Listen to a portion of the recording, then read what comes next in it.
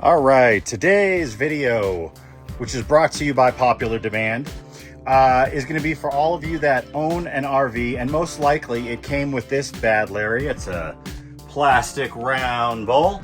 This is better known as the Dometic 300, and you know, I talked to my wife about it. It definitely is worse for men for obvious reasons because it's a very short bowl than for women. But my wife said it's still quite uncomfortable. Really, my 3.5-year-old is the only one who particularly cares for this toilet. So anyways, we decided to make an upgrade. The obvious upgrade, I should say, at least obvious to us after doing some research, was going to be to the one above it, which is the Dometic Model 310. This is the one I'm replacing it with. This is the Model 310 right here. Couple different things you'll notice right away. It has got a ceramic bowl instead of a plastic bowl. One of the things that's great about this is it comes with all the hardware, and it also comes with a seal on the bottom. Okay, here's the new seal, as you can see already on the bottom of the toilet. So what we're gonna do is take out the old toilet, put in this new toilet, and before I swap it out completely, I'll put them side by side so you can see and we can kind of compare.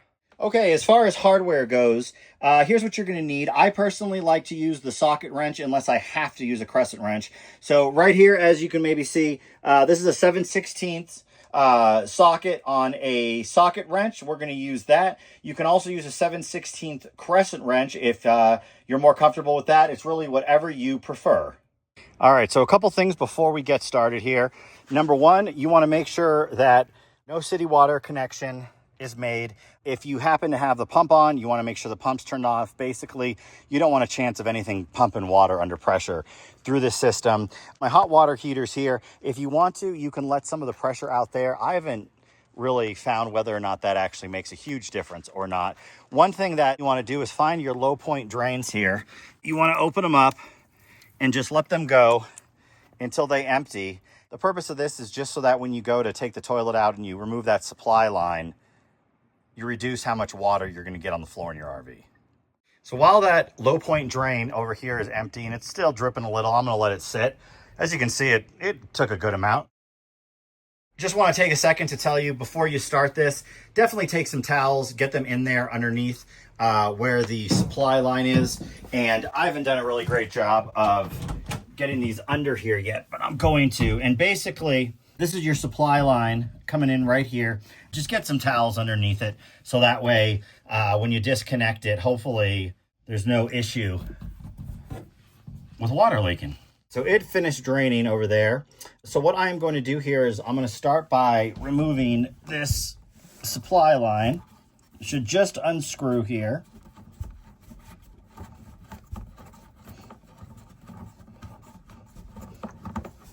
There we go. See, not too much water there. Then we're going to get down here. Got to take one out on this side and one out on the other side.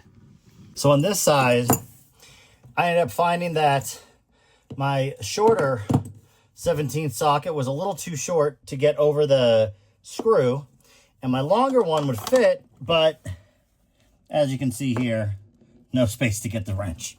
So I ended up getting an open-ended wrench here, and I've just been slowly working this off, which isn't the most fun way. I probably should go get a crescent wrench from out in my vehicle, but you know, you get in the middle of doing this, you don't want to leave and stop, but I'm going to do it and come back in a minute. Okay, so both sides have been unscrewed. The supply line is undone.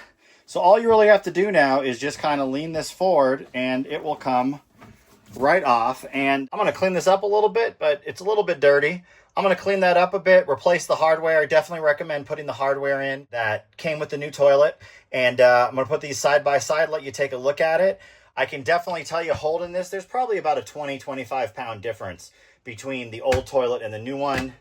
As you can see, I'm hitting this. This is plastic. It